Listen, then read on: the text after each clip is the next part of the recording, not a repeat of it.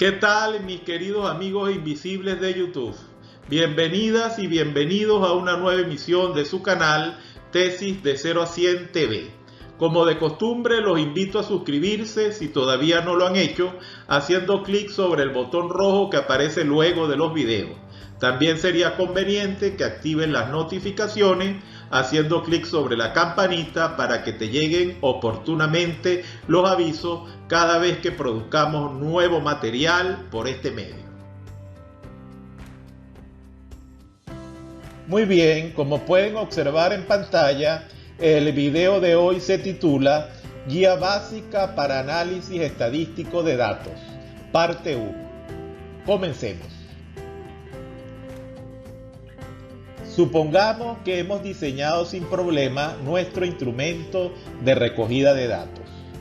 Lo aplicamos a un grupo reducido de sujetos, es decir, llevamos a cabo una prueba piloto, detectamos algunas pequeñas inconsistencias, las cuales subsanamos de inmediato, seleccionamos como es debido la muestra, aplicamos el instrumento y obtuvimos una gran cantidad de datos. Los organizamos, tabulamos, graficamos, de manera que todo marcha sobre rueda. Pero, ¿y ahora qué hacemos con toda esa información? De lo que vamos a hacer a continuación, del análisis estadístico de datos, hablamos en el presente video. Ok, ¿qué es el análisis de datos?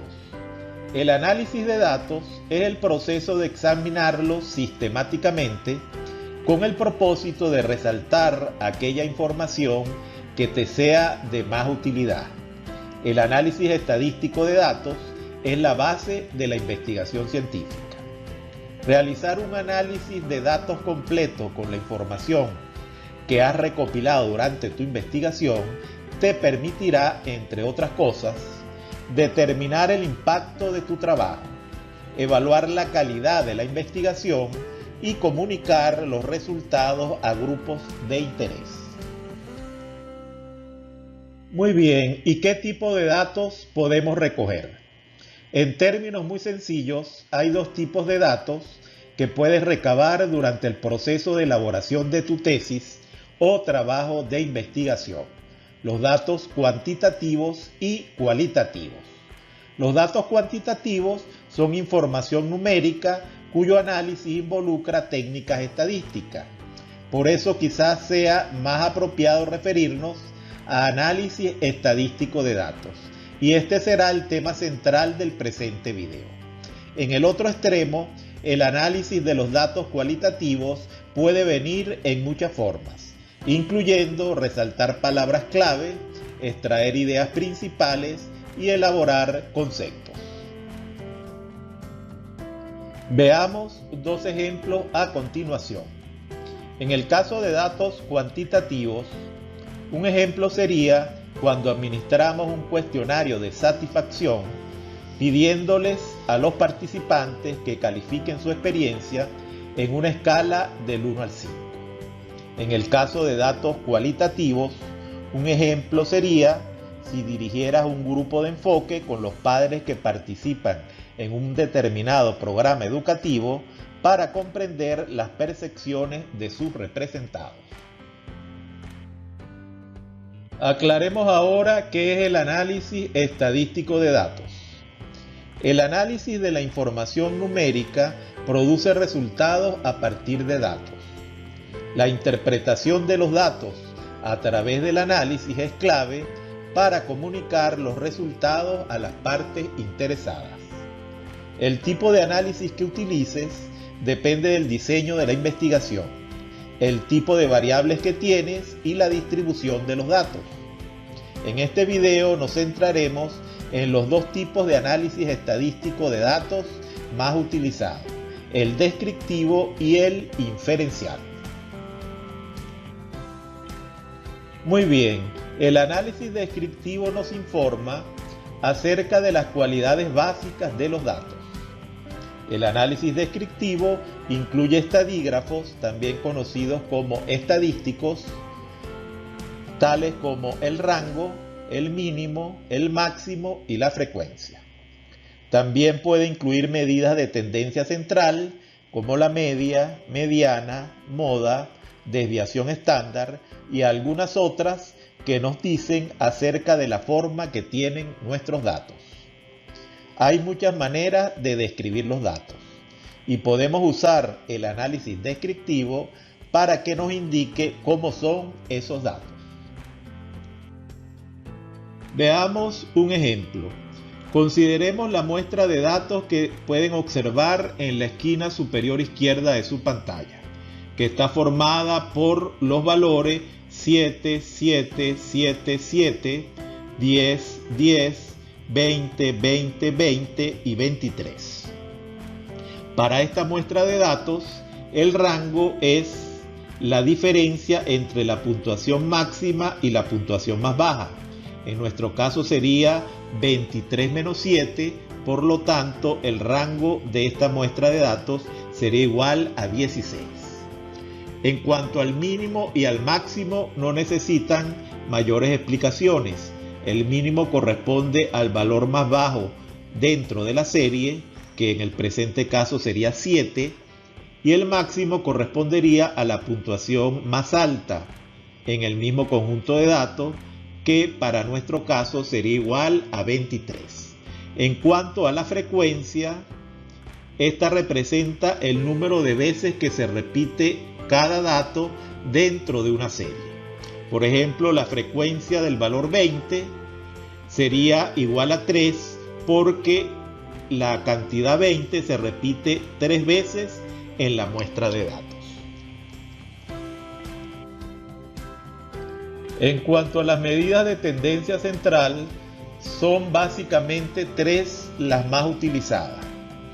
De abajo hacia arriba, en la figura que ustedes pueden observar a la derecha, tenemos la media, la mediana y el modo o moda.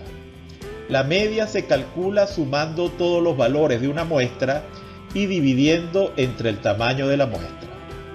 La mediana, por su parte, es aquel valor que ocupa la posición central dentro del conjunto de datos ordenados, de manera que 50% de los datos van a caer por debajo de la mediana y el otro 50% por encima de este valor. En cuanto al modo o moda, se define como aquel valor que presenta la máxima frecuencia en la muestra de datos, es decir, el valor que más se repite.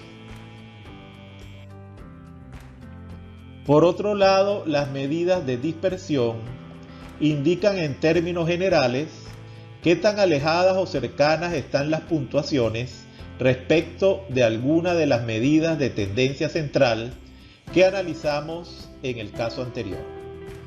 Las que se utilizan más comúnmente son la desviación estándar o típica, la varianza y el coeficiente de variación. Muy bien, en pantalla pueden ustedes observar la expresión algebraica o fórmula que habitualmente se utiliza para calcular la varianza de una muestra.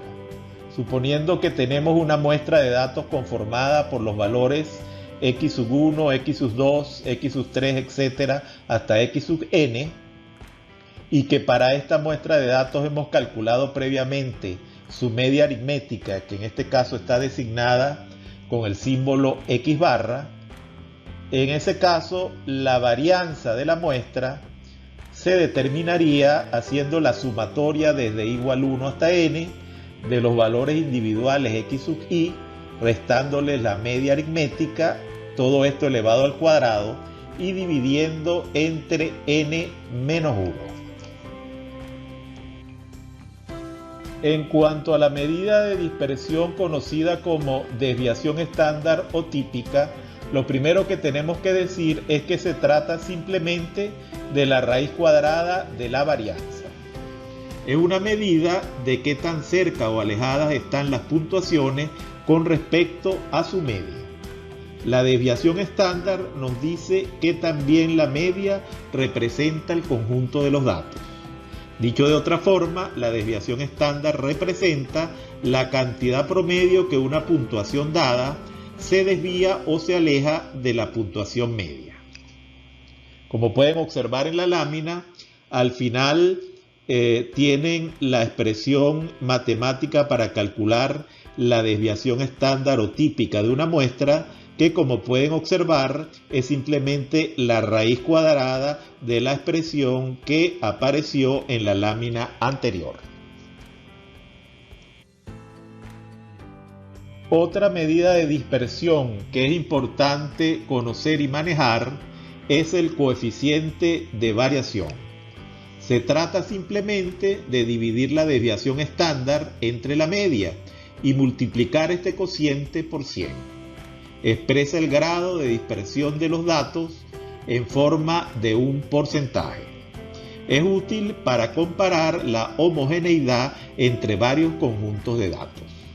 Como pueden ver en la parte baja de la lámina, si tenemos que para determinado conjunto de datos la desviación estándar o típica fue 2.79 y su media aritmética igual a 6, entonces el coeficiente de variación de esta muestra de datos sería igual a la desviación estándar o típica dividida entre la media multiplicado todo esto por 100.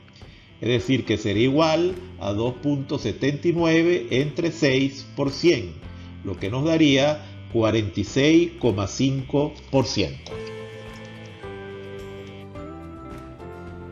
Ok, hablaremos a continuación del análisis inferencial de datos, lo que incluye la distribución normal y los conceptos de asimetría y kurtosis. Comenzando con el análisis inferencial. Uno de los primeros pasos en el análisis inferencial es responder a la pregunta ¿cómo se ve la distribución de los datos? El tipo de prueba que elijas se guiará por la distribución de tus datos. Las distribuciones se dividen en dos categorías, normal y no normal. Siempre debes verificar la distribución de tus datos antes de comenzar con el análisis inferencial. Ok, en pantalla podemos observar la muy famosa distribución normal o curva normal o campana de Gauss, como también se le conoce.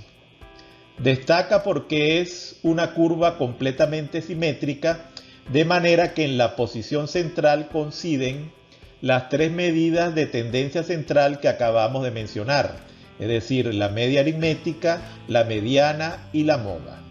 Destaca también que en el intervalo entre x barra más o menos una desviación típica se encuentran el 68.3% de todos los datos. En el intervalo x barra más o menos dos desviaciones típicas se va a encontrar el 95,5% de todos los datos.